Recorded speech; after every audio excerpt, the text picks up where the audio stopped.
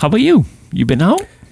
I got out, like we touched on this a little bit. I got out, so I said to my Caroline, my daughter, my oldest one, she's just starting her internship this week, so she had the weekend free, and I was like, I'm going to go hike on probably Saturday or Sunday. And I was like, why don't you pick a hike on your 4,000 footer list? So she's sort of doing the 52 with the views and the 4,000 footers. She's got like maybe 15, 52 with the views done. And I think she's got like she had 19 4,000 footers. So I was like, pick a 4,000 footer and we'll go.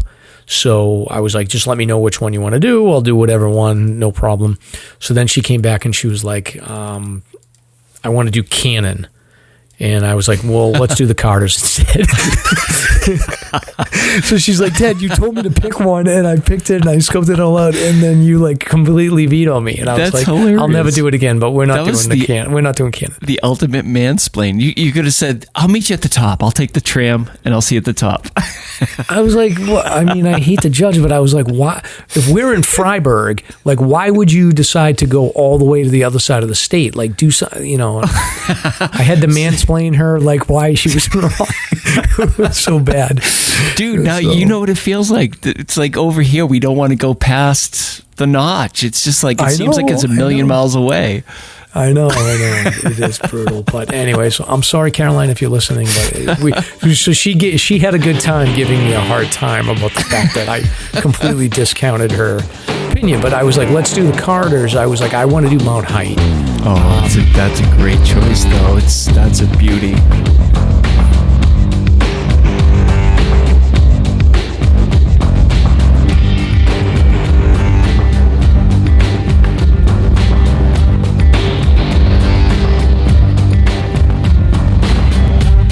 Broadcasting from the Woodpeckers studio in the great state of New Hampshire, welcome to the Sounds Like a Search and Rescue podcast, where we discuss all things related to hiking and search and rescue in the White Mountains of New Hampshire. Here are your hosts, Mike and Stomp.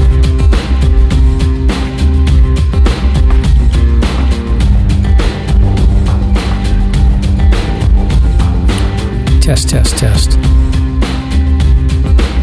And we're live.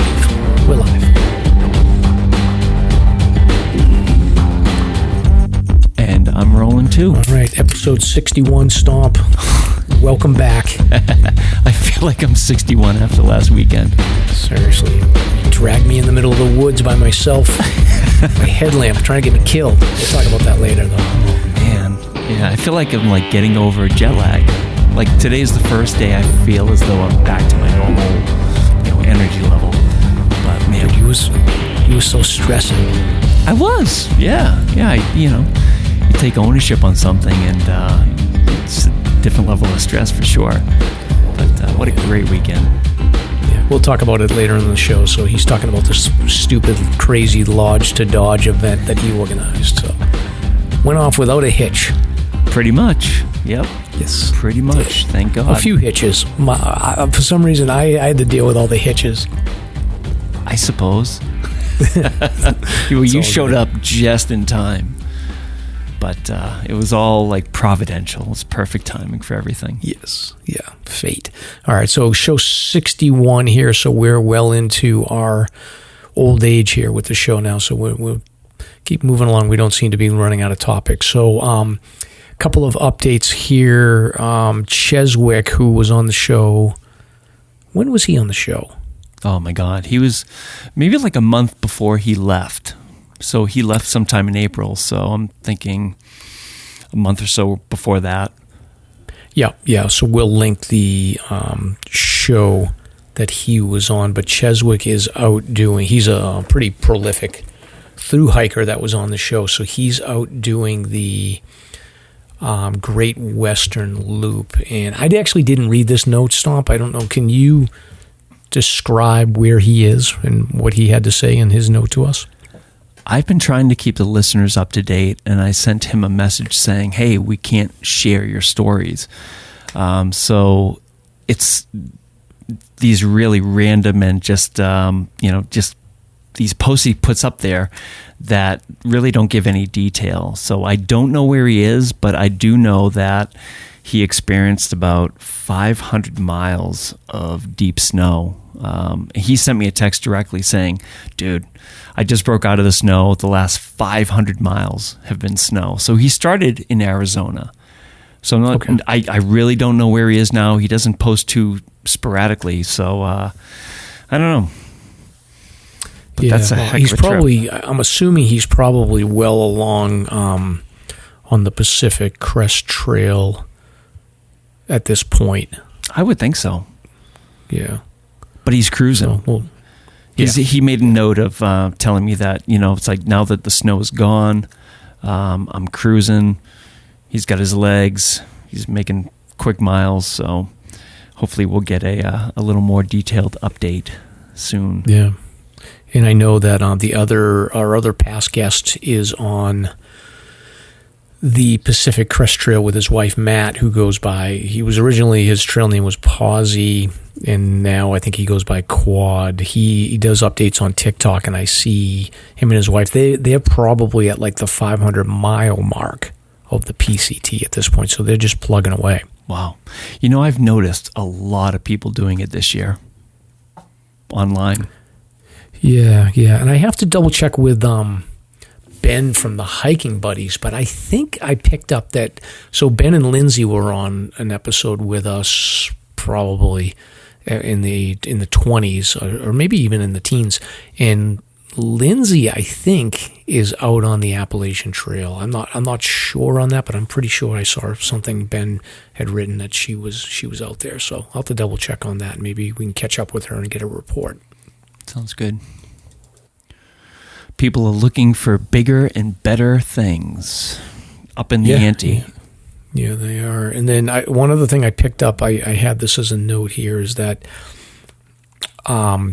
there's a prolific hiker. She's a Triple Crown hiker, which means she's hiked the Appalachian Trail, the Continental Divide, and the PCT. Her name's Dixie, so her YouTube channel is Homemade Wanderlust, and she's actually on trail right now, basically section hiking the Eastern Continental Trail. So that trail that Chezwick did on the East Coast that combines like the Florida Trail, the AT, and then north up into Canada. She's, I think, doing a section right now where she's connecting the Florida Trail to Springer. So I thought that was pretty cool as well. So that's great. She's picking up. So have to have her on. I don't know. She's a big celebrity. I don't know if she'd come on. Oh, really? Okay. Yeah, we don't do big celebrities here, so sorry. Well, we've had a few, I think. We're all humble pie. Yes, exactly. Next note here, Stomp. There was some chatter on social media that Lincoln Woods Trail was closing, and I saw this come through, and I think there was a lot of people that just accepted it for what it was, and what actually ended up happening was the people that were saying Lincoln Woods Trail is going to be closed were getting out a little too far in front of their skis. So there is a Forest Service project tracking website where you can review projects that are proposed and what their statuses are and all this information. And one of the projects for the Forest Service that's under review at this point is a repair of Lincoln Woods Trail about a half mile down from the entrance point. And there's some drainage and some erosion going on there that they would have to fix, and this would result in them having to close the entire trail, which, that trail is like the entrance way to the Pemi, right, and gets thousands of hikers over the course of a week, so it's a big deal. Mm-hmm.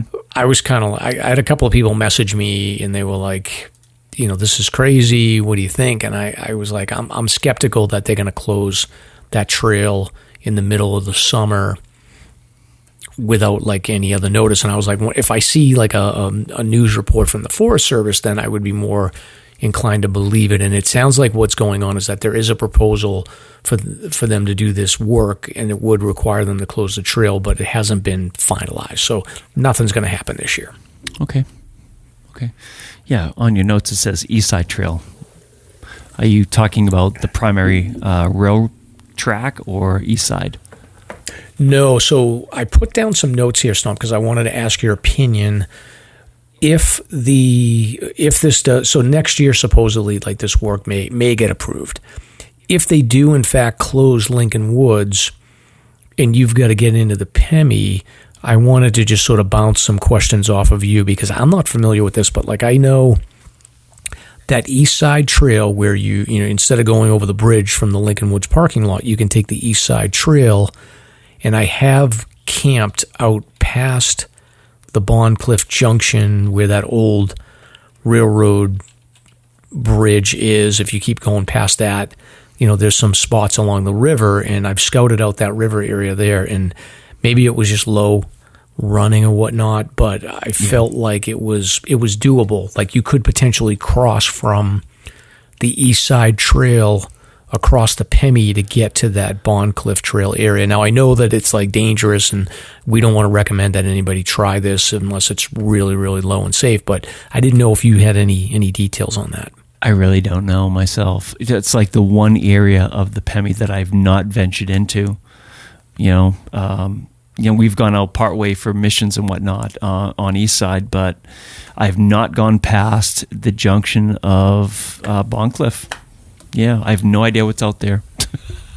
yeah, and it's and I've gone in there, and when you go past the junction of Bond Cliff on the western side of the Pemi, it's an old abandoned wilderness trail, and you know, you can keep going for pretty far. It's like an old railroad trestle, and I'm assuming the railroad just followed the river. Mm-hmm. And then from the west side, I've been able to sort of scout out what the Pemi looks like, and it looks like, you know, when I was out there, it wasn't flowing very hard, and it looked like it was doable. Like, you could conceivably break through and, you know, come over from the east side and cut across in that section. But I read online people talking about that and saying, you know, it's really dangerous, and that you have to, you know, really know what you're doing or keep an eye on it and hit it when it's a really low point. But I just didn't. I was curious if you had any experience in that area, but I guess not. Yeah, I don't. Yeah, I mean, take a peek at a map, but yeah, your guess is as good as mine. All right. Well, then the other ideas for entry points. So people you shouldn't freak out if Lincoln Woods closes, because I think there's a whole bunch of options for entry points. I mean, you can certainly come up,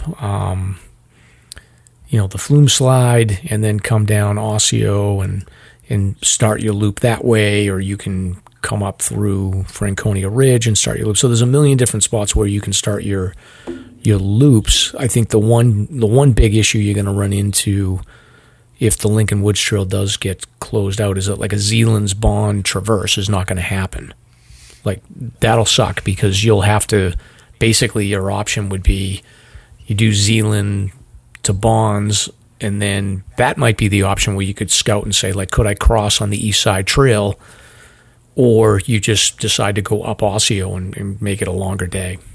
What percentage of Lincoln Woods are they shutting down potentially? Like, the whole thing?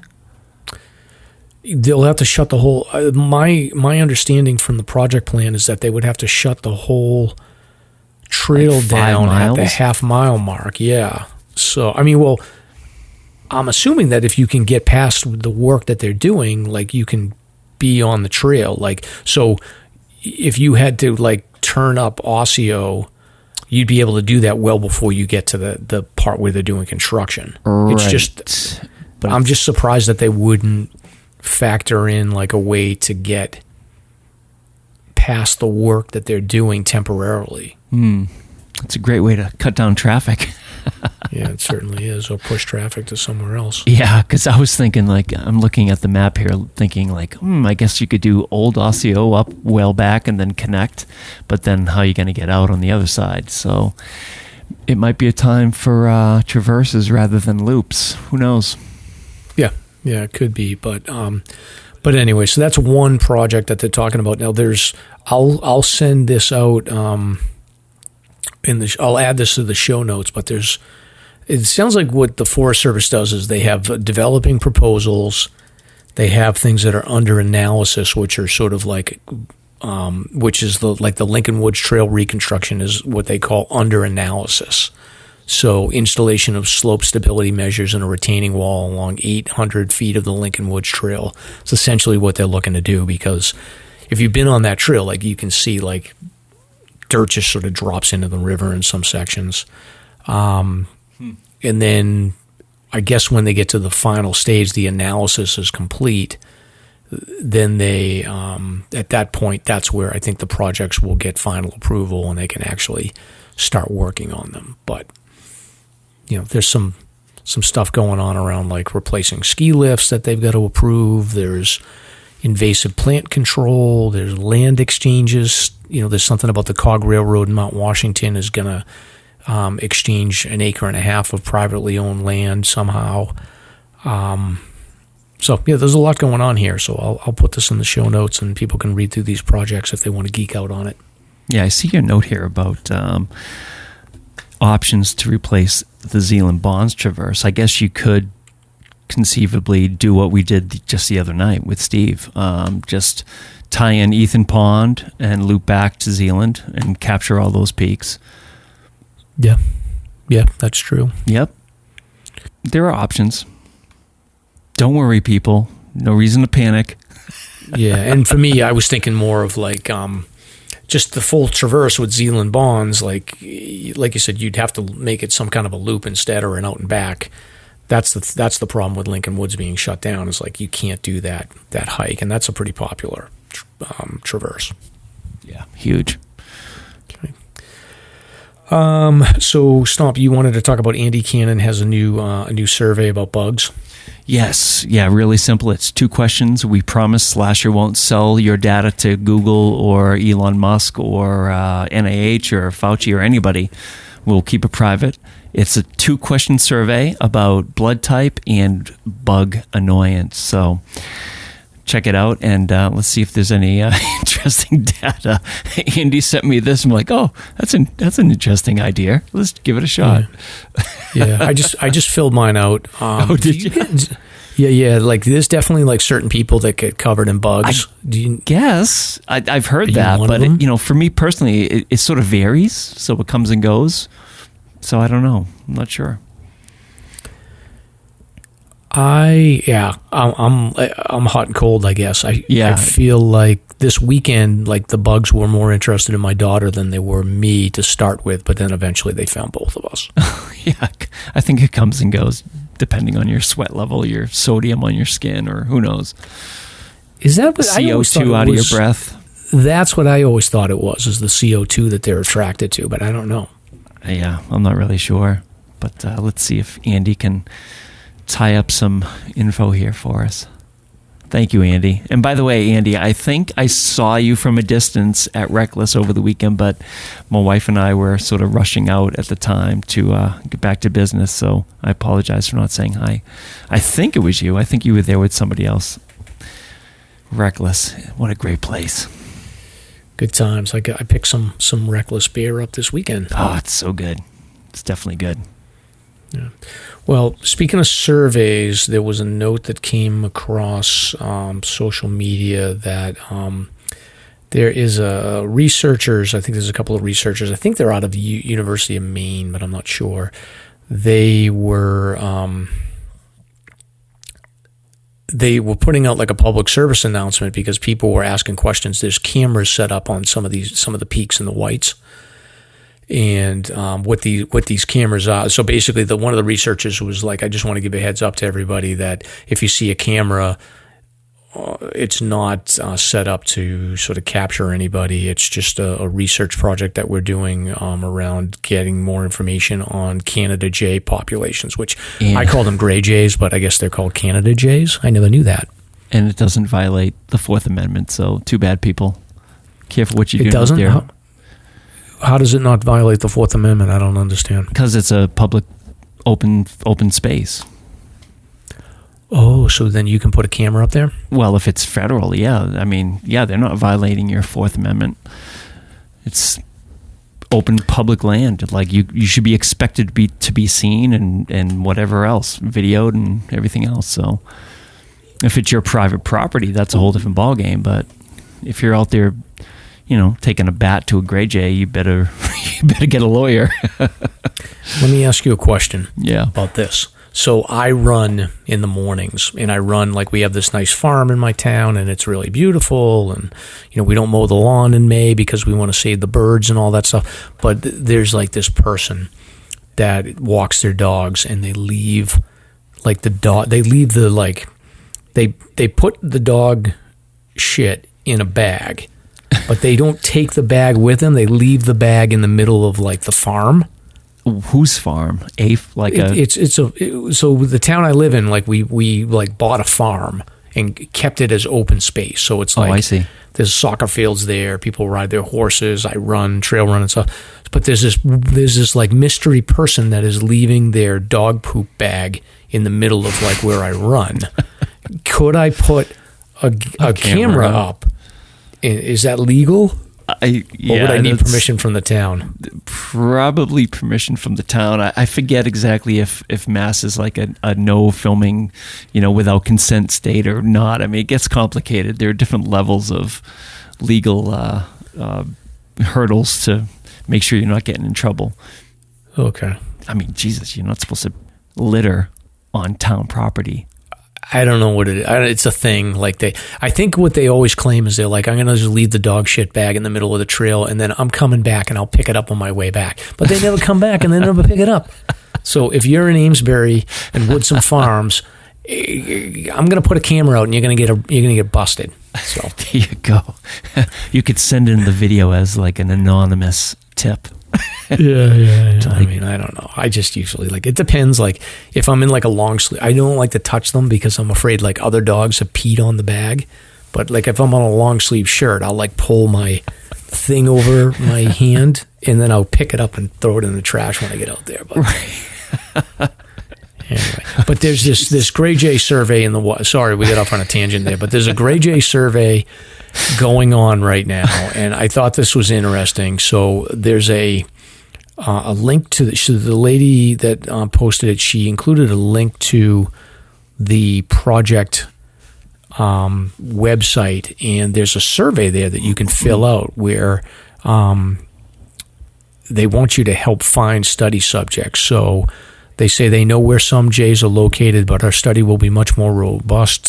So the more information we have on the range and distribution of Canada jays in the Northeast, the better. So they want people to help, give them a better understanding of what interactions the Canada jays are having with humans. They can't be everywhere at once, so they're looking for help to gather as much of a large data set as they can.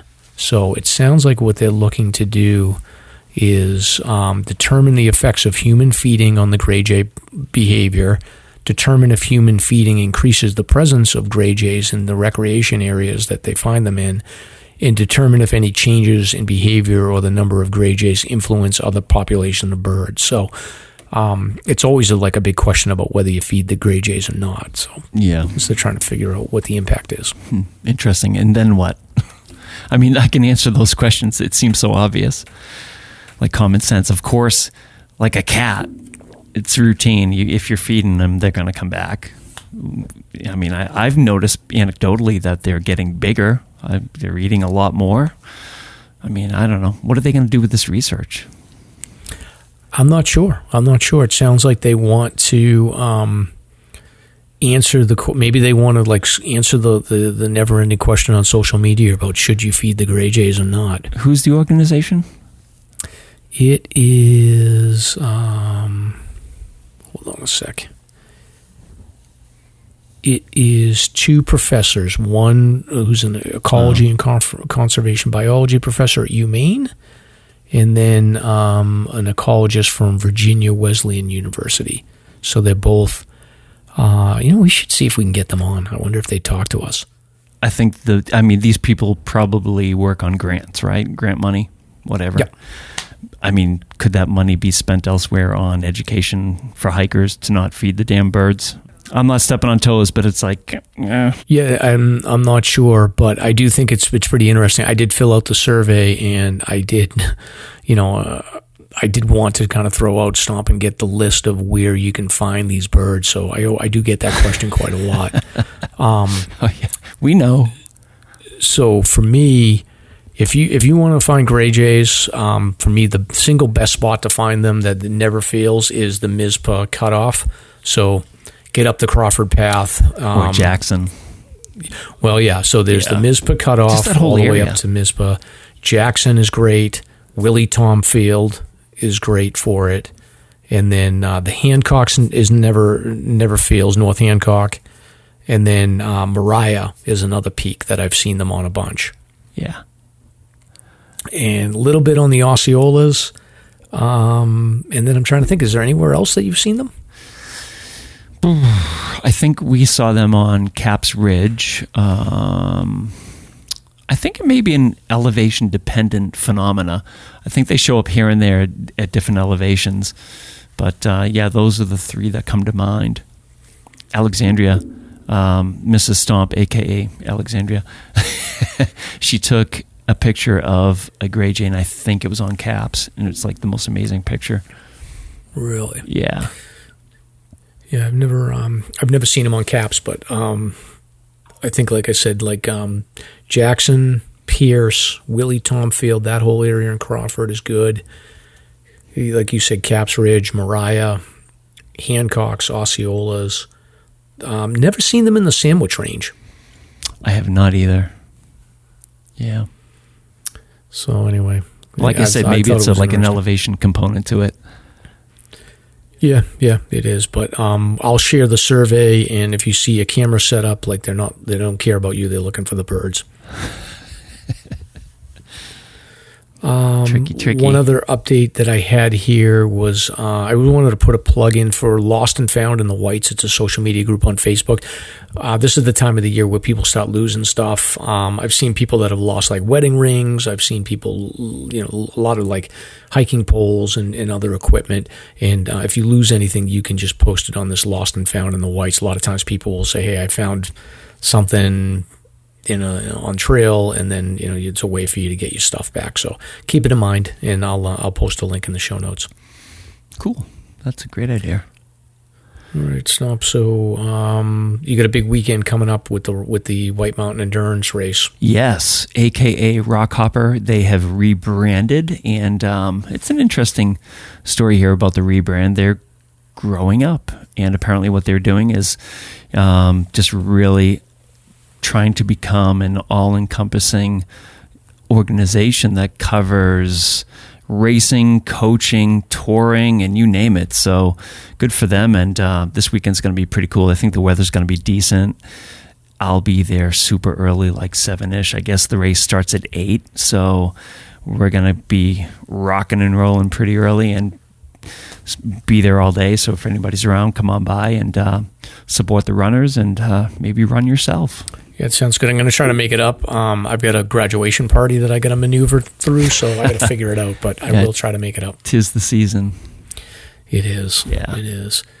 All right, and then before we get into the show summary and start our first segment here, Stomp, your big moment is here, the Johnny Depp, Amber, what is her name? Amber Heard? Amber Heard, yeah. Yeah, just came in. That trial. Yeah. Well, I haven't been paying attention, but I'll give you your moment. Came in like 2 hours ago. Johnny Depp won the case. The jury awarded him damages for, I think ultimately it's $10.3 million.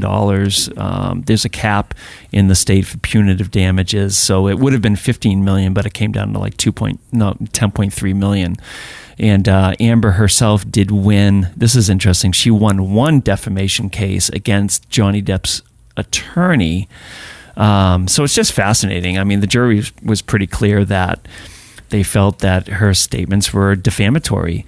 And I don't know. I thought it was fascinating. My wife and I actually got to watch pretty much 95% of it. So it was really an interesting journey watching the whole thing. I guess you haven't seen much of it, huh? No, I mean, from my 10,000-foot view is that both of them came out of this much more significantly damaged than they did going into it. So I don't know. Yeah. I guess Johnny Depp, he can add that $10 million onto his already big pile of money and call himself a winner. But yeah. I don't really know if he won. Yeah, maybe he'll get some movies again. I mean, that was his biggest complaint. It's like he lost pretty lucrative movie deals over the allegations and whatnot. So it'd be interesting to see how the dust settles. Yeah. I definitely would like to see more Pirates movies. I mean, that's a great series. So hopefully him and Disney can kiss and make up. Yeah, we'll see about that. Who knows? But anyway, yeah, it's over. All right. So sponsor Coffee Talk. What do we got, Stomp? Well, today we have no donations, which is totally cool. We're cool with that. But we do want to thank Reckless. Mike, you have had some Reckless recently, and I was there with my lovely bride over the weekend. And honestly, the food that we ordered was amazing. The beer was fantastic. It's so close to the Whites. You guys got to check it out if you're in the area.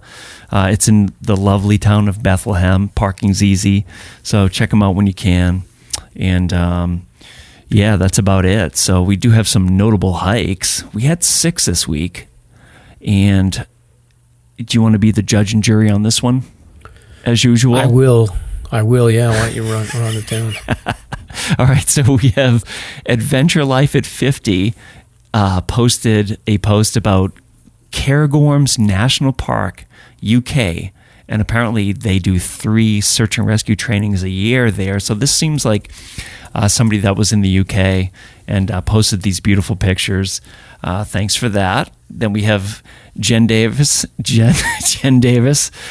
Adams at One Great Life, an evening hike on Mount Cardigan, which is very cool. Thank you for the tag. Lynn Ionitz. I'm not sure if that's pronounced correctly, but what do you expect from SLASR? Scour after a reminder. So Lynn checked out Scour after the podcast said, hey, check out Scour. And then there's A Folsom 33, 4th Iron Campground to Livermore Road to Sawyer Road and out and back. That's pretty impressive. And then I don't know who this is, some dude named Mike MCL in Caroline. I have no idea who this is. I don't know who, whatever. But they did the Carters in Mount Hyde, I guess, which is pretty cool, but who knows who they are. And then Caroline said to me, so Caroline's my daughter, we went hiking. She posted on Instagram. She's like, Stomp liked my story. She was so excited. Oh, that's too funny. And then here's the last one. No Guts, No Glory. No Guts, No Glory. And what happened here, let's see, they did an 8-mile Memorial Day hike for Sergeant Zach Tellier. It's an 85-degree day in their backyard, the Belknaps, and it was a Memorial Day hike. And apparently it connects to this Memorial Day effort here that was started by a young man named Jack Curley, class of 23. He wanted to make a project for his spring independent learning experience.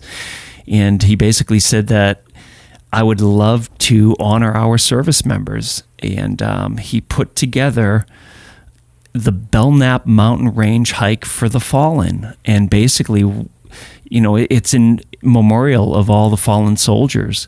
And people sign up and they hike and they attach pictures of the fallen on their backpack. So it's pretty awesome. So good job, Jack. Never forget, Memorial Day is a beautiful, beautiful start to the summer, and it's a good time of remembrance. So after I loaded that one, Mike, what do you think is the winner? Yeah, geez, I wanted to pick me and Caroline's, but I guess Jack has to win. No, Jack, it sounds like an awesome event. So definitely inspiring, and congratulations for the Memorial Day hike. That sounds awesome. Yeah. The runner-up is MCL and Caroline. Yeah, we'll see. It's a funny story, actually, before we get into the show opening. So I was looking at Instagram, and our friend Corey, so she's gridding, and she had posted like a funny thing where I was saying to my daughter about this, like she was like, they did this hike or whatever, and then she's like, everything was good, but she's like, be careful, it's mansplaining season in the White. So I think what she was saying was that basically, she's out hiking on her own a lot, but like because it's so crowded of a Memorial Day weekend, there's a lot of hikers out there and like questioning her maybe skill. They're giving unsolicited advice to and I think some of the women are taking it like, okay, I don't need to be mansplained. I'm like halfway through my grid or whatever, right? So yeah. I was talking to my daughter about it, and I was like, I try not to mansplain. I was like, I learned like from listen, we talked about this a bunch of times, but like I'm typically, I just say, hi, how you doing? Because I don't want anyone to ever get like the wrong impression that I'm getting up in their business. I don't care if they're man or woman. But it's funny because I said to my daughter, I was like, I love hiking with you because it gives me a chance to get like 8 hours worth of mansplaining nonstop down on the trail. So I was like, I can mansplain to you because you're my daughter and you can't complain, but I can't do it to anybody else. No, I'm sure she appreciates the experience and whatnot. She sounds like she's crushing it, man. Jeez. Yeah, she's doing good. We'll talk about that in a little bit more detail. Yeah, but, mansplaining. If you're a dude out there on the trail and you feel this like uncontrollable impulse to explain to somebody something that they didn't ask you about, like just keep your mouth shut. Right. Unless they're wearing flip-flops. That's your exclusion there. Yeah, exactly. So anyway, all right, so let's get into the show here. So welcome to episode 61 of the Sounds Like a Search and Rescue podcast. This week we're going to catch up on a few topics, including the paving of the dirt section of the Mount Washington Autoroad, and we're going to throw in some Autoroad history. We'll do a quick recap of Stomp's Lodge2Dodge event, and I think we'll do like a deeper dive on that one in a couple of weeks, but we want to just touch on it. And then we'll cover some recent hikes. We'll talk about an overlooked fire tower hike that I wanted to just throw out there as a plug, and then we'll finish up with some recent search and rescue news. So I'm Mike. And I'm Stomp. Let's get started. Let's go. All right. You drinking anything good? Dude, I'm actually drinking a double IPA against all my better judgment. You know how I hate IPA because it like reminds me of grapefruit for whatever reason? Yes. Is that hops? Mm-hmm. I found Frost Beer Works out of Hinsburg, Vermont, and it's a Research Series double IPA. I don't know if you can see that. Oh, yeah. I've had those before. Okay, it's like 8% alcohol IPA, but it reminds me of like a lager or something darker, so I don't get that grapefruity scent. The bitterness. Oh my God, this is so good. It's delicious. What you got? Awesome. I got, I've drank this before. It's True North Ale Company Northern Haze Juicy IPA. Huh. Yeah. There you go. So, brewed on Boston's North Shore, so I don't know exactly where they're out of, but... Boston's Ipswich. North Shore. They're out of Ipswich. There you go. Alvaro and Susie's terrain. Exactly. I think they're over in Europe right now. Yeah. I did actually stop off on the way back from my hike.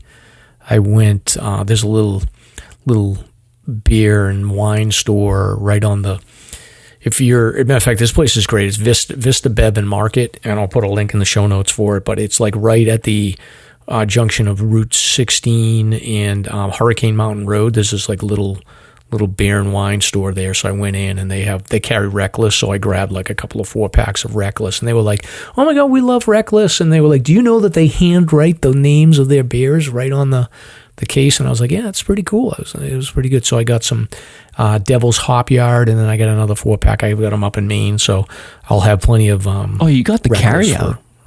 I recognize the pack on the can. Well, wasn't that a carry out stout?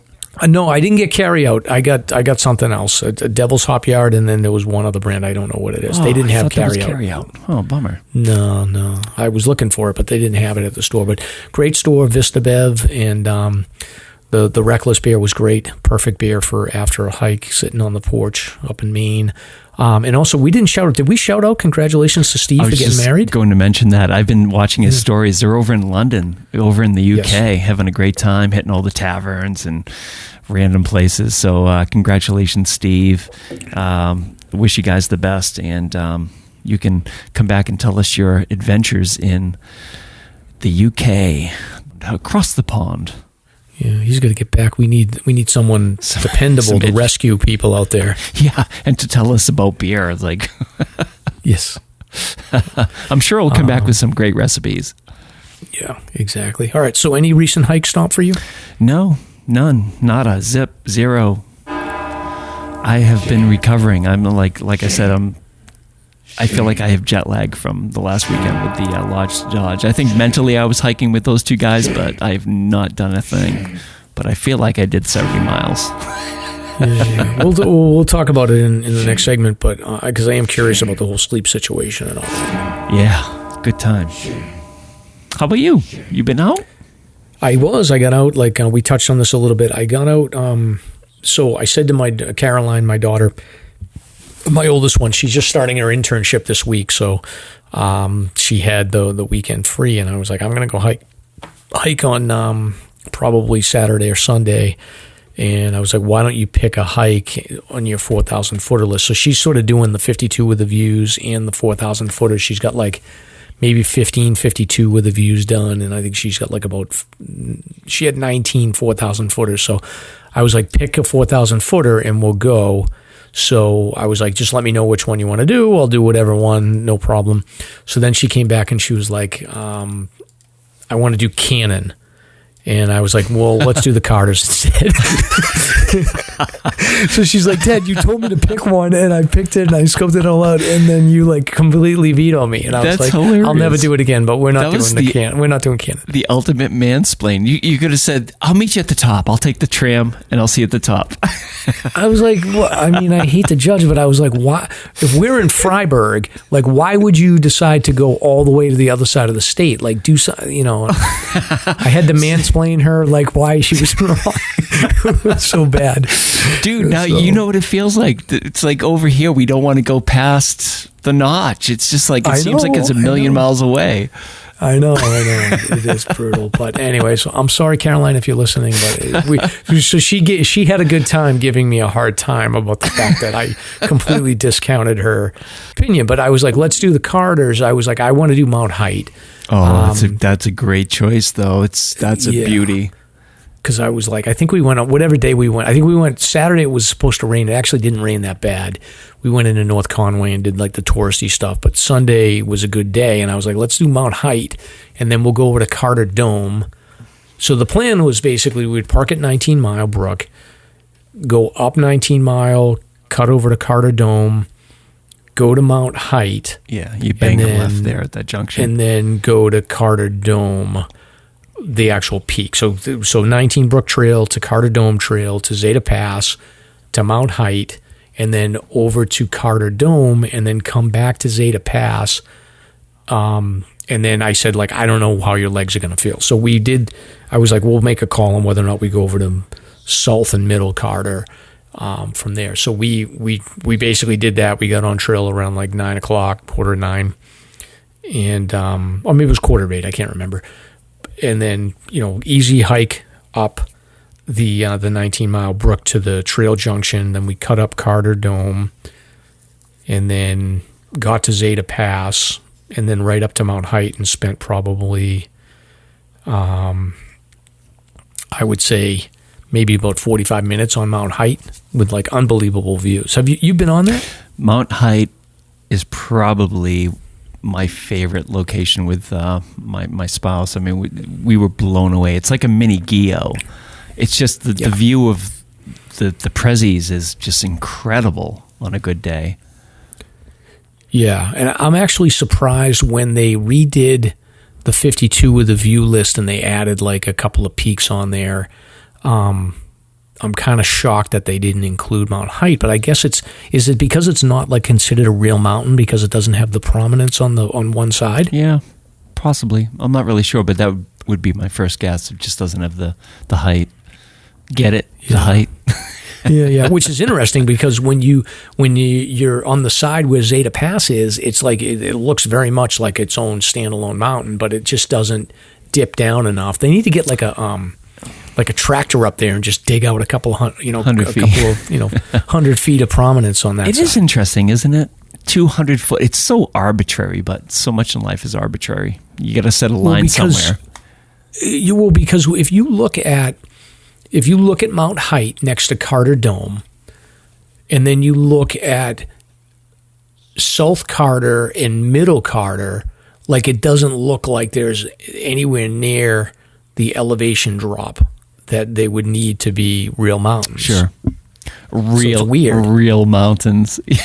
Like, go to be like, standalone mountains. It just looks like they're just bumps along a ridge versus like real mountains. Well, it's like the 500 highest list is based on the 200-foot prominence, which is interesting. I mean, God knows what we're missing out there based upon like 5 feet or 10 feet or whatever. It's I guess it goes back to the whole like screw the list and just hike everything because everything is awesome.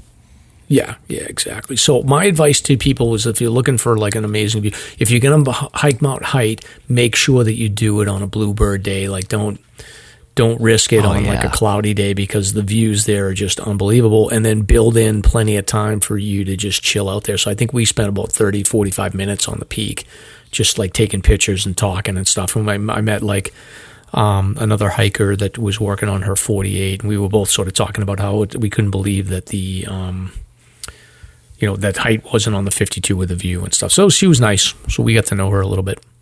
So what is the full traverse? Like talking about Wildcat Mariah. This is the Carters are in sort of like the quarter way mark in, right? So you start at the Wildcats and then you end at Mariah. What is that mileage first off? Like 13? I think that full traverse is like 22 miles or something. 13. What am I thinking? Okay. Yeah, not even close. Yeah, because remember we tried it. So we went up with Jimmy Chaga and Ed, and we did the Wildcat Ridge during a blizzard. Yeah, and we had to bail out down. Matter of fact, we bailed out down Zeta Pass. Yeah. So, but this hike. So again, 19 mile to Carter Dome Trail, up to Height to Carter Dome. Yeah. And Carter Dome is cool too. There's a little like step off where you can go and get a view of, it's like before you get to Carter Dome, but there's a little step off where you can get onto this rock section where you can get out and get a similar view to Height. Oh, by the way, can I interject there? From Carter Dome, that's the start of the Rainbow Trail that heads east. Rainbow Trail is supposed to be a magical trail. Yeah. I've heard a lot of good things about that, and I think that you can maneuver your way down the Rainbow Trail and get into like that Evans Notch, Baldface area there too, which I've never done before, but I'd love to try that. Yeah, it's supposed to be somewhat of a strainer during wet seasons, but yeah, I could imagine. But anyway, so like we went up, we did Height, we did Carter Dome, and then we spent a little bit of time on the rocks below Carter Dome. Like I said, there's some openings there or whatnot, and then came back, and I was like testing Caroline. I was like, look, I don't even know, probably after that loop up to Carter Dome and then back, we were probably like, I would say like 7 miles or so in.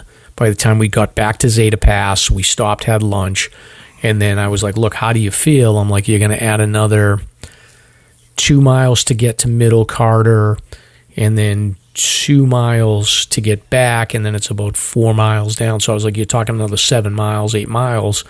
I was like, do you want to do this? I said the other option is that we can go South Carter, Middle Carter, and then cut down the Imp Trail and try to cut our way through that Dodge campground. Which you did, right? On the way out. Didn't I see you guys? No, I didn't. So I saw a picture of you guys on a cliff. Or you on a cliff. Where was that? It looked as though the first thing that came to mind was, that's got to be Imp Face. You didn't go that far? No. It would have been Mount Height somewhere. Wow. Interesting. I'm going to have to look at those pictures again. Yeah, no, we didn't go that far. So I did like a big T. So we basically went from Zeta Pass, then we went to South Carter and then Middle Carter, and then turned around and came right back to Zeta Pass, and then came down. So we did a big T, basically. Cool. So, because the reason I didn't go down Imp was because I was afraid that, like, before I've done that, and I've cut through that campground, and I've done like a very short road walk to get back to 19 Mile. Yeah. But I had read that because of COVID, they shut that trail down, so you can't. There was like a bootleg trail that you could get into the campground through. Oh, I remember that. Yeah, I did. I had read that they won't let you get through there, so I was like, I didn't want to put all those miles on Caroline, and then find out that we had to do an extra like 2.5 mile road walk. So I was like, I'll just play it safe. But it was a long day. It was like 14 miles. It was probably like 4,500 feet of elevation gains, but she got 4,000 footers on her list, so it was well worth it. Wow, 14 miles. Well, I did 70 miles in my head this weekend, so you guys got nothing on me. Yeah. Well, congratulations. Yeah, that's cool. So how are the bugs, by the way? The only time the bugs were a factor, so it got hot. The only time the bugs were a factor was when we stopped at the Zeta Pass. Yeah. It's like the sun was beating down, so the sun could make it through, and there was no wind, and it was warm, and the mosquitoes found Caroline first, and then me second. Huh. But other than that, when we were moving, there was no issue with them. Well, we're in June now, so we have 4 weeks. I mean, I think they disappear at the next full moon, so we're almost there, people. It's going to be a beautiful summer. Yeah, no ticks on me at all. I checked. Huh. That's interesting. Tons of ticks in Maine on the beach. On the beach? Like every time like we have like this, like, it's like sand at the front yard, and then it goes down into this pond. Yeah. And like the ticks are in the sand. So like you walk barefoot on the sand, and then you come in the house and you look, and it's like, but it's not the little ticks, it's like the bigger wood ticks. Right, but they're that still are crawling up your leg. problem, aren't they? Medically? I flick them. I mean, I look. I don't think so. I feel like the smaller ones are the ones that that have the diseases, but I don't know. I don't like any of them on me, so I just like flick them off. Yeah. Ugh. I mean, that's unusual, having them in the sand versus the grass. But yeah. Anyway. Yeah, I don't know. They've always been in the sand when they've been up there. So yeah. Well, great job, Caroline. Yeah. I haven't seen her post any pictures of this hike. So, isn't she the one that wants to see more mountain pictures? You got to get her on the job. Well, she told me, she was like, I need to, she's like, I'll be your social media, like coordinator or whatever. And I was like, good. You get your internship this summer. Like, you need to focus on that. Like, maybe. And she's like, how much are you paying me? And I was like, never mind. So. Virtual hugs. Yes, exactly. Those are in demand, the virtual hugs. So, hey. Not by me.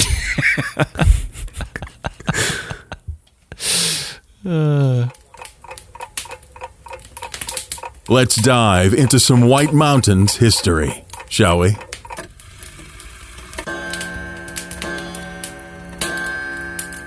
All right, so segment one, we're going to talk about the Autoroad Stomp. So I found this interesting, and I think you were the one that wanted to do this segment. I think it's a good call. Yeah, good timing, too. The Autoroad is, people may not be aware of this, but the Autoroad, it's 4.5 miles of like paved road up to about the 4,000 foot mark, and then previously, like, there was a dirt road section that went from about the 4,000 foot mark up to maybe like 4.5 miles up to maybe about miles 5.5 or 6. Yeah. You do a U-turn where the Nelson's Crag Trail goes.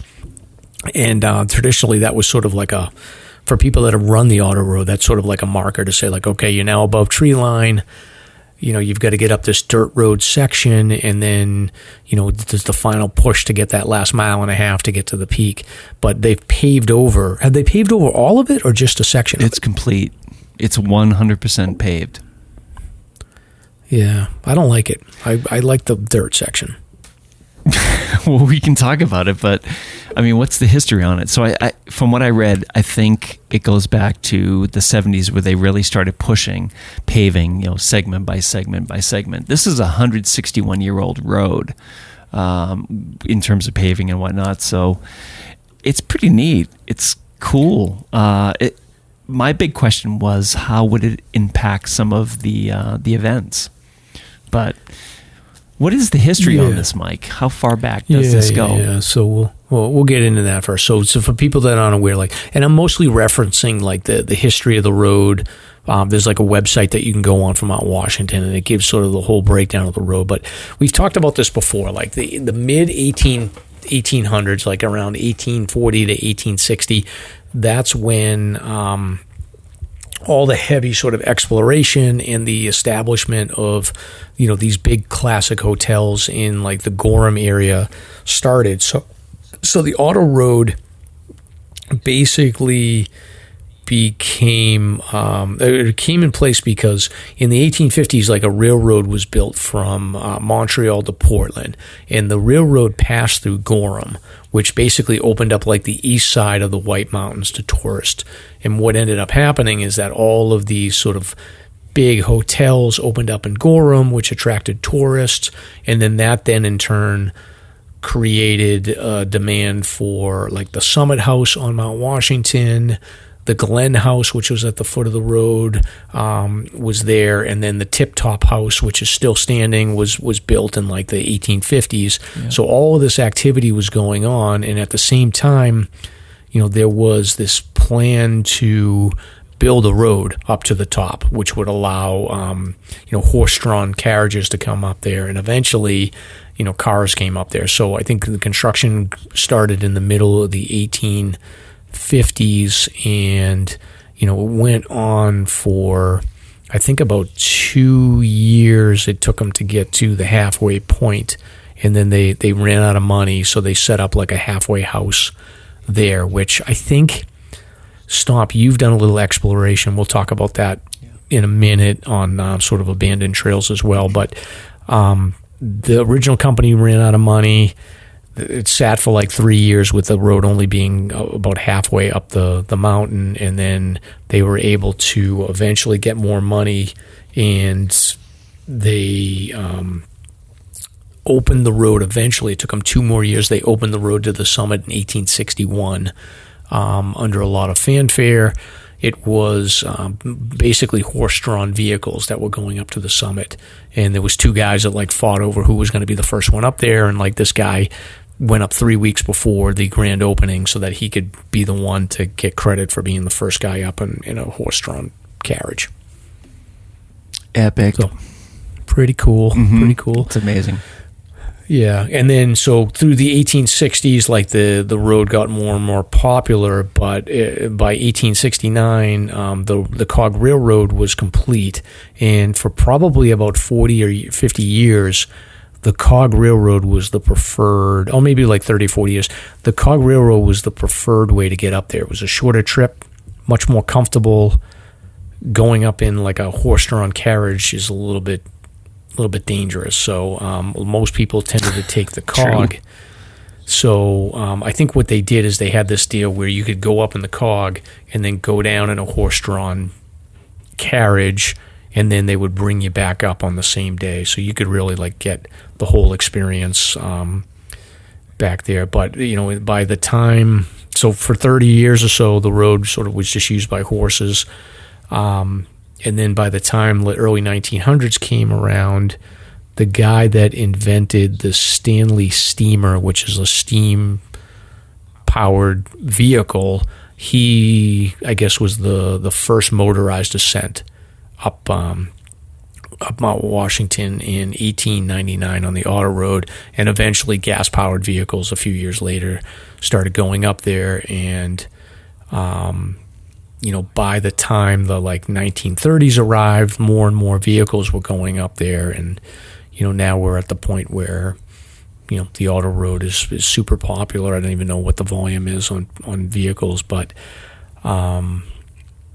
it used to be called the Mount Washington Carriage Road. It's now called the Mount Washington Autoroad, and I guess in recent years it says more than 45,000 vehicles have driven on an annual basis, but I feel like it's probably even more than that. Yeah, I would think so. Amazing. Yeah. And then if you want to talk about people dying or accidents, there's been 3 fatalities on the Autoroad. So 1880, a stagecoach overturned. I guess the guy was drunk. There you go. I don't know how that works. So one of the passengers was killed, and then in 1984, a vehicle experienced brake failure about a mile up the road and wasn't able to make it down safely, so I'm assuming they died. And then in 2009, there was a motorcycle accident. I don't remember that. Can we go back a little bit? The second one, the brake failure. What year was that? 1984. Wow, 1984. It had to have been a Pinto. Oh, something. I mean, that's a little unusual. I mean, brake systems by then were functional. Wow. That's scary. Yeah. I know a friend of mine in high school had, I think it was a Dodge Dart. So it was like it was in the 1970s model. And he lost brakes completely one time. So it does happen. Yeah. Yeah, I think a smart way to go down that is to actually, if you have the ability to get into a low gear, just to ride it lowest gear possible. Stop if you have to, but watch out for those brakes. Yeah, for sure. And, it's I've been on the auto road. I think I've run the race about 7 or 8 times. I've run up the auto road probably 10, 12 other times just on my own, just for training runs and for fun. And, I feel like I know that road pretty much like the back of my hand at this point. Yeah. So speaking of knowing the road, how do you think this will impact the bikers and the runners next week, I think, or the week after for Father's Day? That is the big Mount Washington road race. So you have decades of runners that have been running this mile and a half long section of dirt. Now it's going to be paved. How do you think that's going to impact time? I think for the elite runners, it'll obviously make it it should speed up the course a little bit, just because they won't have to transition under the dirt. You got a mile and a half of dirt where you're, you are sinking in a little bit, and you're slipping a little bit, and the pavement will give you a little bit more of a grip. The downside is, in the years where the weather's a little bit warmer, I would assume that the heat would be retained a little bit more significantly on the pavement, and maybe you risk overheating. For me personally, having run the road multiple times, psychologically, the dirt section is a milestone that I chunk the race up. For me, when I run the race, I look at it from the perspective of the first 4 miles is one race. That's the race to get above tree line. Right? Yeah. And then the second part of the race is that sort of like get above tree line, get to the dirt section, and then survive, make your way up through the hairpin turn and clear the dirt section, right? Yeah. Then the third part of the race is get to the flat section approaching the summit. So you got to go through that super steep section. Yeah. And then once you get there, the fourth part of the race is just sort of finishing strong at the summit. So for me, you lose that sort of milestone of having that dirt section there to sort of be one of the sections of the race mentally that you've got to overcome. Yeah, but I think that section breaks into tree line hard. So I mean, you could shift your perspective a bit there because you're getting the views finally right around that bend. But yeah, I hear you. Yeah, the first quarter mile, half mile is the worst with all the people and the high trees and the sweat and the humidity. Holy moly. But what mile is that flat section that goes on for about a quarter mile before it banks right? Is that up around 5.5? No, 6? Way farther up. I think it's more like 6.5 or so. Okay. I love that and section. And then you're almost to the summit at that point. You're getting pretty close. Yeah. Interesting. So just so listeners know, the course record at the moment, we'll link the course records for everybody to check out, but the record, regardless of age at the moment, is 56 minutes and 41 seconds by Jonathan Wyatt, who is a New Zealander. And that is amazing when you think about 7.6 miles. 7.6, yeah. Yeah, 7.6 miles, and this guy crushed it in under an hour. He's moving at 7 miles an hour uphill. This guy's a powerhouse. I haven't followed this guy's career, but I think he's doing a lot of races over in Europe at the moment. Incredible. So I'm wondering if somebody's going to break it now that this pavement's added, so we shall see. Yeah, we'll see. I'm sure the bike racing people will be happy. Oh, hell yeah. Although gravel bikes have been more in vogue the last couple of years, it probably hasn't been as big of an issue, but yeah. I think just having that smooth pavement to ride up will be nice. And I would think people that are driving that section, the one problem with that section is that that's the most exposed section that you're driving. So when you're going up, it's not as big of a deal because you are sort of on the inside hugging closer to the wall. But when you're going down, you're on the outside of the road, and it is very nerve-wracking to sort of be on that dirt and feeling like, you could slip over the edge, and like there's nothing stopping you from really rolling right off. So I think having the pavement there might be a little bit reassuring for people that they can stick to the pavement and they know they're going to be safe. Yeah, for sure. Hey, we have breaking news. We have a donation. Yeah. Oh, okay. It just came in. Coffee. And it says, "Diehard fan, love you guys, the one and only Shandy." Oh, very good. She donated 3. She just made it in at the last second. Thank you, Shandy. You're the best. Thank you. No, that's fantastic.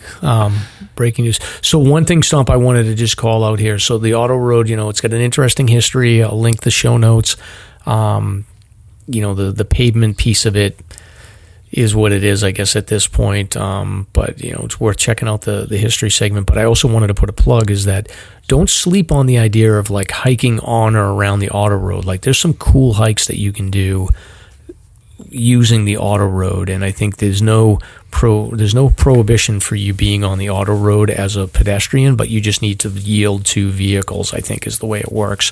But you can touch the Autoroad a bunch of different ways. Like you take Old Jackson out of Pinkham, you hit the mile 2 marker, you can go up the Autoroad that way if you want, and then you can cut off Nelson Crag, you can get into the Great Gulf from there. There's all kinds of things that you can do, take a couple of miles up the Autoroad and then cut off. The other option for you is, you can take the Nelson Crag Trail, and then that connects with the Autoroad around the 5.5 mile mark of the Autoroad. And then, you can check out, you can go up the Autoroad that way, or you can stay on Nelson Crag and you'll sort of be paralleling the Autoroad the whole way up. So that's a cool thing to do. The other thing you can think about doing is driving up the Autoroad and using that as a launching point to do some hikes. You can easily do a day hike down to like Lake of the Clouds from the peak. Right. You can park in a bunch of different sections to get to the Great Gulf if you wanted to do some hikes around there. Like you could hike over to Jefferson and back and then get back to your car. So there's all kinds of options. Yeah, absolutely. You could do the Infinite Storm Tour. You could. A couple of other things about the Autoroad just to be aware of is that there is a hiker shuttle.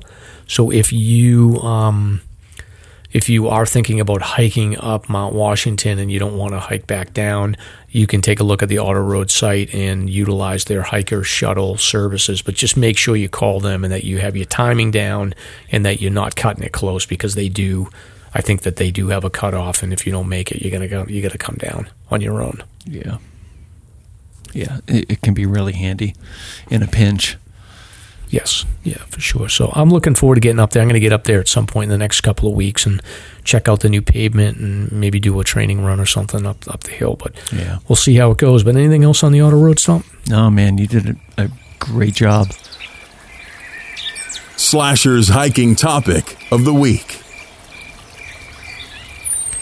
All right. Well, segment 2 here is we're gonna have the guys in for a more detailed summary, I think, on their perspective from Stephen Larson's perspective. But I guess we wanted to just wrap up the Lodge2Dodge with a quick reflection from you, Stomp. And this was your baby, so I showed up for a couple hours to help out, but you were on this one for a good 36 hours. So why don't you just give a reminder of what it is and talk a little bit about your experience?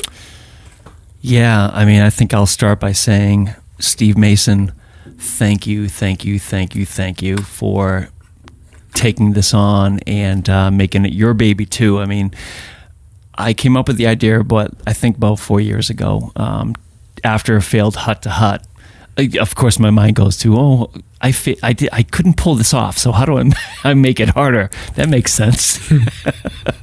So ultimately, I created this idea of going from Ravine Lodge to Joe Dodge Lodge, but tacking on, bookends to the hut-to-hut. So long story short, Steve volunteered to give it a shot, and he recruited Larson Ojala.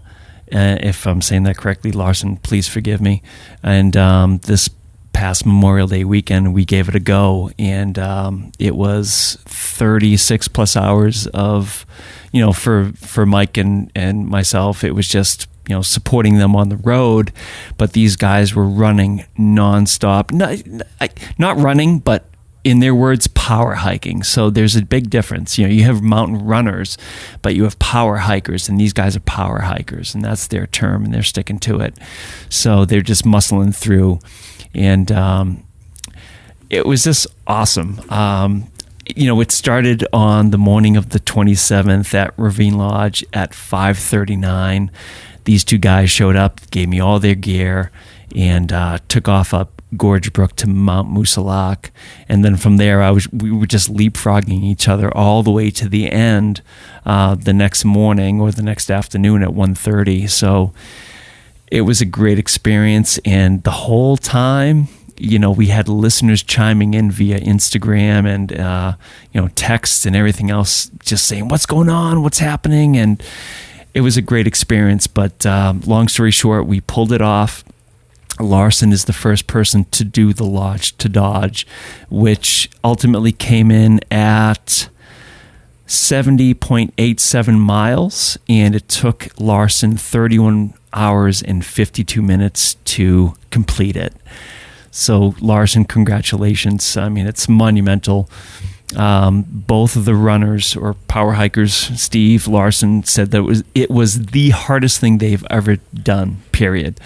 Chalk it up to technicality and, the weather, the heat, the storms that came rolling through on Garfield Ridge. It was just an epic weekend. And there were so many people to thank, Brady, Larson's wife, Sarita. Oh God, there's just everybody. I apologize if I can't remember, but, congratulations to everybody. And Mike, thank you very much for coming out at probably the pinnacle point of the event, because that was when people may or may not break, and I think you may have had foresight in that respect, showing up at Crawford, the halfway point, which is roughly like 35, 40 miles into the race. So your timing was impeccable, and that was quite a night. And I think we should probably just talk about that a little bit from our end, because it's a fascinating part of the story. My part was pretty lame. It's like I just sat on my ass and drove around coolers of nutrient drinks and, everything else, and, making sure these guys had dry socks. So let's start from there. I feel like I was personally responsible for this thing happening because, I saved the day. Oh, he's going to mansplain his way through this section. Yeah. I mean, if it wasn't for me, everything would have gone south for sure. But yeah, no, it was a good time here. But I think it was interesting. Like, as these things typically happen, like, things don't go according to plan, and sometimes things go south, and you've got to call an audible or change things up. And luckily, I just happened to be around right when we needed to, pull Steve off the course and let Larson keep going. Yeah, exactly. I mean, it's worth covering this briefly. So they left at 5:39 from Gorge Brook. At 7:59, they arrived at Beaver Brook at Lost River. They left Beaver at 8:08 a.m. and then pulled into Lafayette Campground at 1:22 p.m., which was roughly 5 hours and 14 minutes. They left Lafayette Campground up Old Bridle at 1:50. So Mike and I are chilling out at what I would call the Shangri-La of like all supportive rest stops. Like I set a tent up. We've got the coolers. We're good to go. We've got lamps hanging. It's like super cool. And my phone, I had shut off for about 15 minutes because my phone was almost dead, and charging it in my truck was taking forever. So I shut it off. Mike and I are chatting. We were thinking about maybe doing like some live random thing, and that never happened. I turn my phone on. Boom. I get a text saying, Steve's sort of, he's struggling. We need some help. We got to get over to Zealand. So why don't you take over from there? Yeah. So without any cell connection, it was a little tricky to sort of figure out. But I think I ended up, if I recall correctly, I ended up saying to Stomp, like, I'll go to Zealand, I'll drive over there, and then I'll wait for Steve. So, and I wasn't sure if Larson was going to be with him or if they were, going to split up. And then I was like, they probably won't split up. Then I was like, well, maybe they will, and Steve will tell them to keep going. So I drive over to the Zealand trailhead, go up the dirt road, get in there, and I'm like waiting for about 5-10 minutes. And then I was like, I wasn't dressed for hiking, but I was like, I got all my stuff. And I was like, well, let me get everything organized. So I started getting raining. Yeah, it's well, it wasn't raining. Dude. It didn't rain when I did the first trip in. So I was like, I'll go in. I had stopped at McDonald's to get cheeseburgers for those guys because I was like, they're probably going to want cheeseburgers when they get to the Crawford. So I drive up to Zealand, and I was basically looking at the map, and the plan for them was they were at the Zealand Falls hut, and then when they cut down the hut, they're going to take a left to, the junction of AZ Trail and then Zealand Trail. And I was assuming, I was like, if Steve is going to bail, he's going to bail down the Zealand Trail, and I'll be there to meet him. And then Larson will go down the AZ Trail, cut over to Crawford Notch, and then, I can drive Steve over in time to actually meet Larson. So I got all my stuff ready, and then I started hiking down the Zealand Trail by myself. It was dark out. I had my headlamp. I put my cheeseburgers in the back of my backpack. And I was like, because Steve's going to want a cheeseburger when he gets something. So I hiked down. I got about a mile in, and then I waited. And, it's pitch dark, and I had my headlamp, but it was like foggy. And I was thinking to myself, because when Stomp got the message, like, we didn't know what time they sent it, and they said that they were near Guillote. So yeah, I was like, oh man, they're not going to be here for a long time. And I was like, I don't really want to sit in the middle of the woods with 4 cheeseburgers strapped to my back and get eaten by a bear in the middle of the night. So I was like, all right, I'm going to head back. And I was like, well, maybe bait. Yeah, maybe they changed their mind and whatever. So then I was like, well, worst case scenario, I'll come back. So I hike back to my car. There's no sign of them. I drive my car back to Crawford, check in with Stomp to just be like, what's going on? Have you heard anything? And I can't remember what happened. I think you said that that Larson had had reached out to you, but it was vague. So then me and Stomp decided we were both going to go back to Zealand and hike in. By that time, it was starting to pour out, so I was like, this is going to suck. We drive over to Zealand. We leave Crawford Notch. We figure, like, back and forth. Yeah, worst case scenario, Larson's not going to be there before we get back. So we hiked back in. So I'd already gone a mile in, a mile back. So I'd already done 2 miles in the middle of the night. Then I hiked with Stomp. That was way more enjoyable because we were talking and having a good time. And then, sure enough, we get a little over about a mile and a half in, right before the AZ Trail junction, and we see the headlamp, and we were like, oh, there's Steve. So Steve sees us. He just couldn't eat anything, and he couldn't get any liquid in him, so he wasn't doing well. He was cramping up. So we were able to get him a drink. We were able to get him a cheeseburger, and he was able to make it out the last mile and a half. And then we got in the car, drove to Crawford Notch, and then Larson hadn't gotten there yet.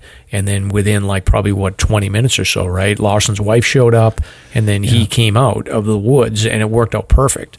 Right.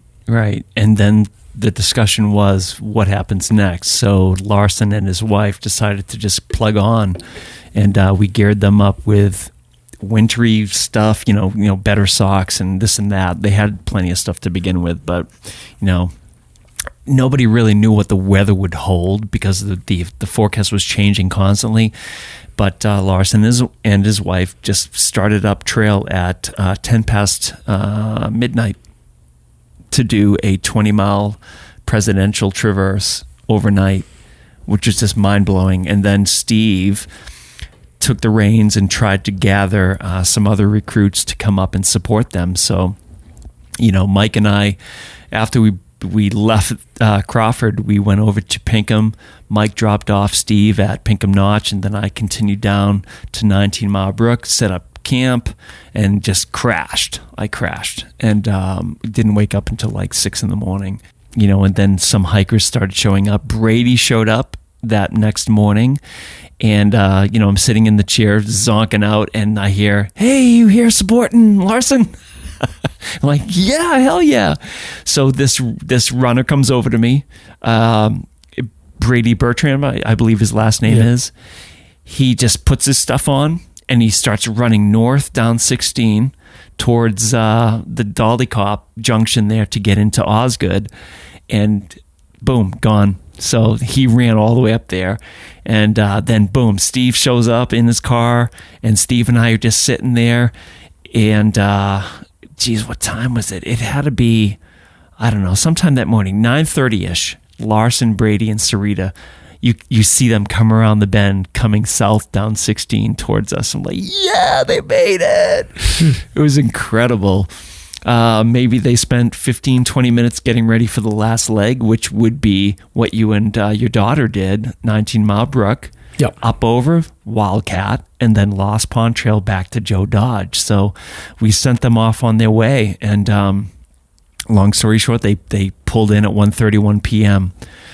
Unbelievable. It was such a great weekend. Yeah. His legs must have been killing coming down Wildcat Ridge. Like, that must have been so painful. Yeah, I can only imagine. I mean, geez. Yeah, and my folks showed up too, which is wicked cool because they showed up at the beginning, and Steve and Larson left 15 minutes earlier than expected. So my folks just missed them. My folks are so supportive. They're so great. Hikers themselves, and they got me into hiking and this and that. So I told them, you have to show up in time for this. So, as they're making their way from Ashland to Pinkham Notch, Sarita gets a text saying, "Oh, they're on their way down." I'm like, are you kidding me? So I send a text to my folks, you got to get here quick. And soon enough, they showed up. So they were able to see the arrival. And Brady and Larson showed up, and then, I directed them over to the lodge, and Larson tapped the building. So it's like bookends, solid bookends. So epic. Nice. All right. So you got a trademark, Lodge2Dodge, and then... No, it's not mine anymore. It's the community's for sure.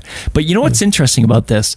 I think that it won't be this regular commercial type of race. I think it's too difficult. I really do.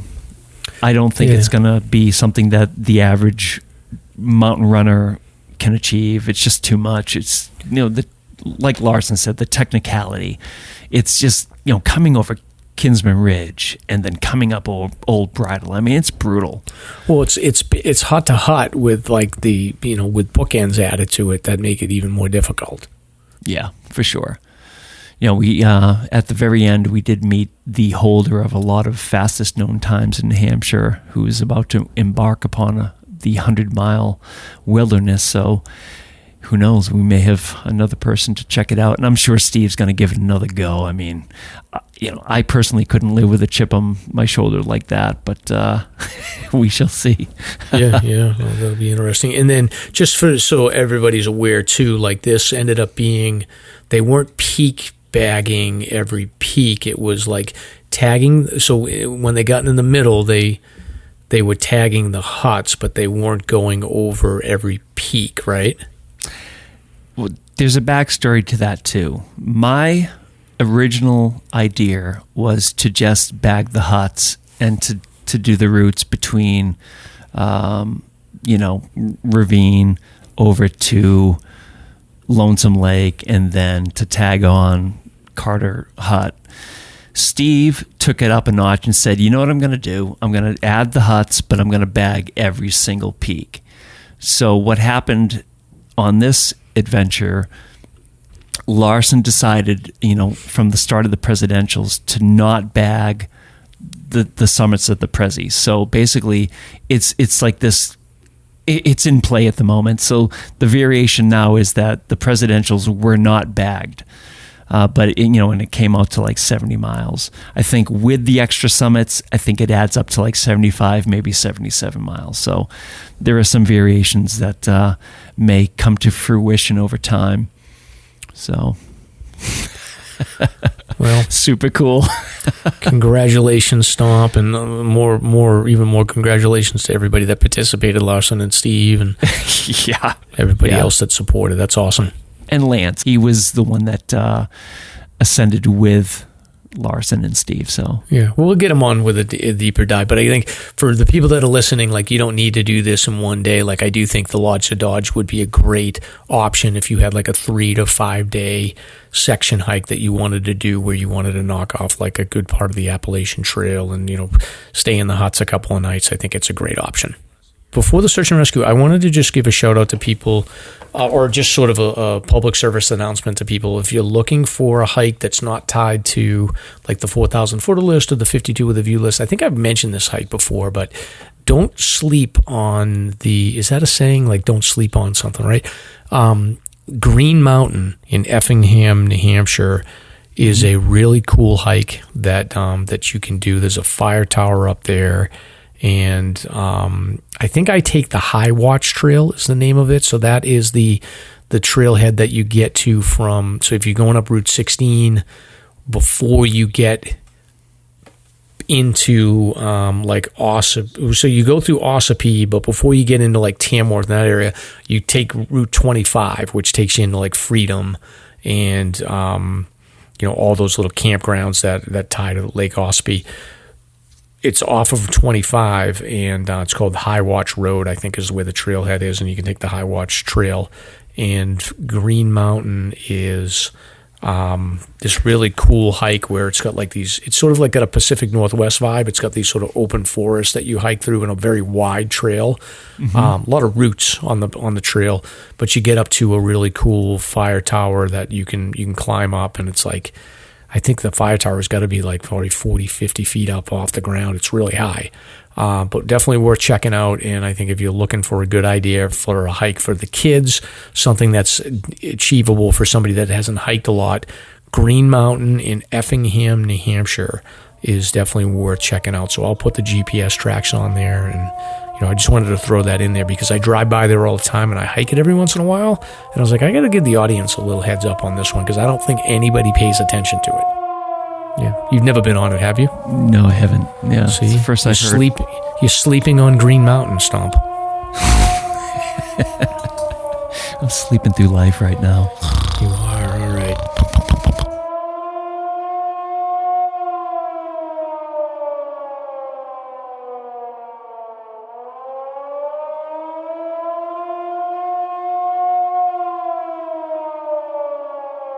So, couple of national stories here. So, first one is on the Appalachian Trail, Stomp. Have you seen those pictures of like that iconic view of the big ledge that people sit on? It's called McAfee Knob. Oh, sure. Yeah. Frequently. It's iconic. Like that's where that Bill Bryson, who wrote that book, like that's where the cover is a picture of that, I think. Mm-hmm. But the really weird story, like a sad story, hiker fell 50 feet off of McAfee Knob. As far as I can tell, they have confirmed that he passed away, unfortunately, but 23-year-old hiker fell about 50 feet off of McAfee Knob. And it's considered one of the most photographed places on the Appalachian Trail. It's in Virginia, so the hikers was a 23-year-old from the Netherlands. So he fell from the summit early on Sunday, May 29th. And the story that I've read is that for some reason he passed out very close to the edge, and they really don't know why he passed out. He had a sort of a fainting episode or something. He wasn't on the specific spot where everybody takes their photos, but he was somewhere along those ledges. It's very much like, it sounds like it's very much like Bond Cliff, that like there's an iconic spot, but then there's a bunch of ledges that you can travel along for a pretty far distance. And unfortunately, he fell about 50 feet and suffered injuries that he wasn't able to survive. Wow. Oh, that's terrible. Yeah. And quite frankly, it's shocking that there's not more accidents at that place, given how, like, I see people, like, sitting right on the edge of that place. Oh, constantly. Yeah. Yeah. It's almost a rite of passage. Yeah, exactly. The next one, matter of fact, I just read about this one today, Stomp, is a kayak accident, kayaker's worst nightmare. So it looks like two of these kayakers, they were in a group, and unfortunately they went over a dam, and two of them are now missing. So it sounds like it was some sort of a crazy accident, right? Yeah, in Richmond. Yep. 12-foot dam, high waters, a huge group, a dozen kayakers, and two went over this dam and have just disappeared. So they're feared dead. Yeah, that's not good. Young people. Yeah, even up here in New Hampshire, it's like it's a little too early to get into that water unless you're really protected with life vests and everything else, body suits and everything else. The water's so damn cold, and it's moving fast still. Yeah, it's scary. I don't really have, I do a lot of kayaking, but it's always in little ponds, so I'm not doing anything in moving water. Yeah. I mean, I've not really gotten into the kayaking thing. My wife loves it, but I prefer a plastic tube. Yeah. Stomp likes his blow up rainbow unicorn dragon, right? Going down the. It's so true. Yeah. At like 1 knot. Is that the proper term? Yeah, exactly. Is the 5 knots. Is the Pemi float, is it running too fast to do the float at this point, or is it ready to go? The other day it was pretty high. When I'm driving south towards Plymouth, I'll take a look to the right, and there's this one vantage that overlooks a small section of rapids, and the water had overtaken the beach that we usually stop at. So yeah, it's too early. Yeah. Believe it or not, there's still some snow melting here and there, and there's been quite a bit of rain, so it's a little bit risky getting out there right now. Yeah, I mean, that water, even in the hottest days, is pretty cold, so I can only imagine how cold it is right now. Yeah. Although there have been reports from people I know that the ponds, the lakes are getting pretty warm. If you go into certain alcoves that are sheltered from the main body of water, it's pretty warm and swimmable. Yeah. I was on our pond this weekend, and it was cold. When you first go in, it's cold, but then I was in up to my knees and my thighs. I didn't go underwater, but my legs got used to it very quickly. So I think I would have been fine if I wanted to swim. We had to put our dock out. Oh yeah. So, and that's always an episode because it's never the right spot. My wife's put it out farther, put it to the left. You didn't put the ladder facing the right way. It's a whole thing. Yeah. So, we need video. Oh, it's always fun. There's video out there. Believe me, it's every year. The annual floating of the dock is always interesting. But all right. So this next one here is hiker with no room to move clings to a cliff in California until rescuers arrive. So a hiker couldn't go any farther and was stuck clinging to the side of a cliff, California police say. So this kid is 22 years old from Orange, California. He was hiking on Saturday, May 28th on Cucamonga Peak in San Bernardino. And he was disoriented when clouds started to cover the sky, so he called for help. The next day, it says. Yeah. So he was stuck out there for a day. So rescuers went to help, but they couldn't get him because the clouds were just too low. So there was a crew that tried to get him a few hours later, but they just couldn't get through the clouds. And I guess they made a third attempt, and they were able to spot him. But I guess they couldn't necessarily get to him right away, but they were able to get, they weren't able to get to him fully with a helicopter, but they were able to get some rescuers into the area that could reach him. So I guess they got him to slide down the cliff to get to the rescuers and a medic. So eventually he got to a point where they could hoist him safely into the helicopter and place him inside. He wasn't injured, and I guess he was released, but it was a 12-mile round-trip hike with about 43,000 feet of elevation gain. So no joke at all for the type of hike this is. But Cucamonga Peak, San Bernardino, California. Yeah, that doesn't sound safe at all. Yeah, 4,300 foot elevation. Yeah. Jeez. Cucamonga. Cucamonga. Yeah, who knew? That's not where I'm making my last stand. So he's got to get out of there. All right. This next one. So now we're moving on to local stuff here. So Welsh Dickey, there was a rescue stomp. Were you on this one? No, I was busy. I was tied up at the moment, but audience is going to be so disappointed. Oh well, what can you do? Yeah. So I've been on some, but not this one. Yeah, this one didn't look super exciting, but it was like May 20, so Tuesday morning, 11 a.m., which that's early for a rescue. I feel like rescues always happen in the afternoon, but... Yeah, it's interesting. Yeah, so this guy, leg injury, he fell, and Waterville Valley. So I'm assuming it's a good and a bad thing. So midweek, you're probably going to get a decent response from like the conservation officers and any like fire department people on duty, I would think. Sure. An interesting side story in this one. I was working at the time, and I got a text from two members that said, "Hey, we're doing Welsh Dickey. You want to join us?" I'm like, "No, I can't make it. Sorry. Have fun. Be safe." And the alert came out for this mission, and immediately I get a text from the two people that sent me the text in the morning, and they're literally within like 100 yards of the person. So talk about providence. That's neat when that happens, and where there are two rescuers literally right there on location when the mission happens. Yeah. So yeah, I think according to the report, you can read it, but for the most part, they were able to get the person out without much issue. Yeah. So 11 o'clock, the call came in. The SAR team members just happened to be on there, and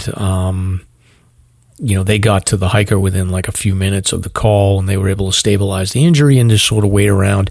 So by the time the rescuers got up there, so the call came in 11, they're there within 10, 15 minutes, and then, they got a rescue team around 1 p.m., so they were able to take him down. It was about a 2-mile hike or so. Yes. So he must have been pretty far up on the ledges, I would think. I think he was at the summit, from what I understand. Yeah. The text I got from my associates there were that they were just below the summit. Yeah. So they got him out around 3 o'clock, and that's not horrible. 4 hours up there, and he's a local 74-year-old gentleman, local to Thornton. He had hiked this area quite a bit, so he was appropriately geared up for a day hike. So no harm, no foul. It was just lower leg injury. And may I say that there were no rescues on our side this weekend, Memorial Day weekend. There was nothing. Like, how strange is that? And I have to say the trailheads during the Lodge2Dodge were pretty empty. Very strange. Like, where is everybody? We were talking about that this weekend because I drove up on Friday. There was like a little bit of traffic on Route 16 coming up. Yeah. But nothing like compared to years past. Well, the COVID boom. Well, that's what that was my theory, is what I said I was talking to my wife and my brother-in-law, and I was like, I think, and my brother-in-law's girlfriend, I was like, I think what's going on is that like so many people spent so much time for the last 2-3 years coming up north because of COVID, because there was no other options, that I think that like the people that aren't crazy hikers or whatever, like they're sort of done with going up north, so maybe it's going to be less crowded this year. I don't know. Knock on wood. Yes. It sounds like a survey for Mr. Cannon. Yeah, exactly. We'll put that on the list, but it definitely was not as crowded, although it was pretty crowded on the trails where I was. There's no doubt about it. There was a ton of people around. Yeah. Well, we'll see. I mean, it's early yet, but still, we'll see. Yeah, exactly. So awesome.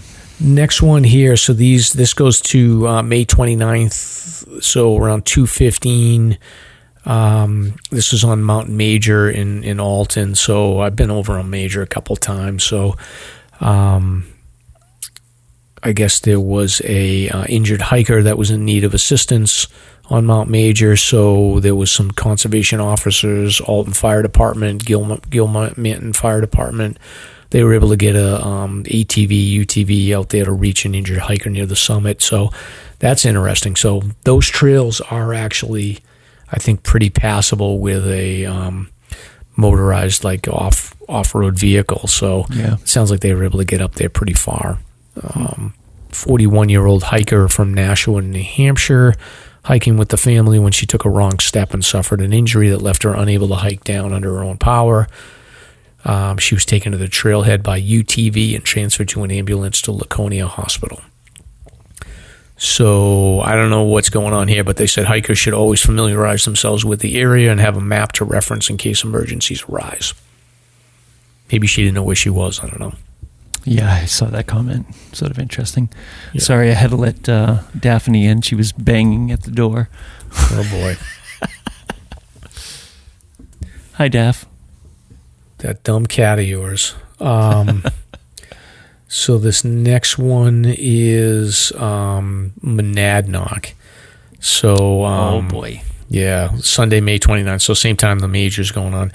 Around 12 o'clock, Fish and Game were contacted by New Hampshire Fire Mutual Aid about an injured hiker on Monadnock. So White Dot Trail, which is the main trail going up, just above the intersection with White Cross. So that's a pretty steep area right there. 71-year-old lady from Newton, Mass. fell approximately 20 feet and suffered serious injury. She must have fallen there's a pretty steep section that goes down that area, so she must have fallen down this there's a crevice that you can kind of follow down, if it's what I'm thinking. But she suffered a serious injury to one side of her body, and she lost consciousness for a significant amount of time as a result of the fall. So she knocked herself out, that's not a good thing. So I guess Mountain Patrol Rangers they were able to reach her, and a short time later they were able to provide aid. So by 1:30, a decision was made to request a medical helicopter to transport her to a hospital because of the severity of her injuries. Wow. So there was some good Samaritans that carried her in a litter a short distance to a landing zone just below the summit. So they carried her up, and then a Boston Medflight helicopter arrived at around 2 o'clock and transferred her to UMass Medical in Worcester. So kind of scary. Hopefully she's okay. There's no follow-up info on how she's doing at this point. So still this trend with some of the older individuals out there hiking. Quite a few lately. There's a lot of older injuries at this point. So yeah, it's very interesting. This must strike you as interesting because of your data collection over the years. Yeah. It's I'd have to take another look at it, but I definitely saw a trend on older. There was an increase last year, and looks like into this year, on older people getting in trouble more. So I don't know what that is. I mean, obviously, you're prone to, when you do have a minor injury, it probably is more likely that it could be a bigger deal. But I don't know. I don't know what to think. We need Martin Pazzani to explain it to us. Hey. Yeah, exactly. All right, this next one is injured hiker rescued on Shelburne Basin Trail. I'm trying to figure out where that is. Shelburne, Mariah? Oh, yeah. Vermont. Wait a minute. I'm not even sure where that is. So Gorham EMS. Yeah, no, I think it's the Shelburne Gura. So I think that's the other way to get to Shelburne Mariah, but I'm not sure. Okay. So a call was received for a hiker that was injured after falling on the Shelburne Basin Trail. Victim was identified as a 59-year-old from Virginia. After the call came in, a rescue effort was coordinated in conjunction with Gorham EMS, a local campground owner, and conservation officers. So it was reported that the hiker went on a short hike to view a waterfall when the dog she was walking with pulled on the leash and caused her to lose footing on slick rocks, and she injured her ankle. So the husband rendered first aid in an attempt to extricate, but determined that the extent of the injury was too great. So local campground owner volunteered his UTV. So it sounds like she was only about a mile up the trail, so they were able to load her up.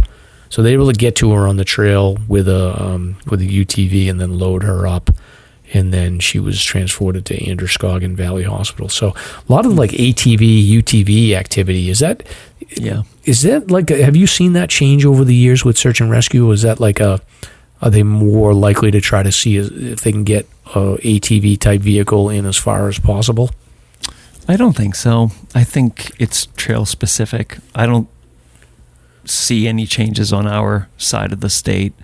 You know, there are certain trails that let you get so far, and then that's as far as you can get. And a great example would be Garfield Trail.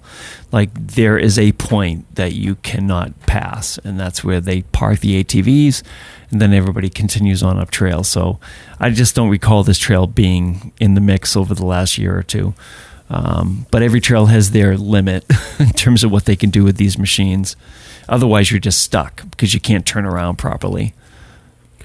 Yeah, that makes sense. I mean, yeah, there's definitely like Mount Major is one of those trails where you can certainly get a wider vehicle up there, no problem. But there's just a lot of trails where you can't maneuver. Yeah, for sure.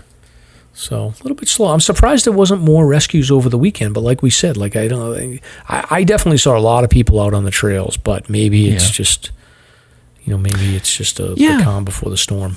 Yeah, I don't know. Even Pinkham Notch. I mean, usually that parking lot is packed, but I got a spot, like the first spot right there at the entry, so it was very quiet.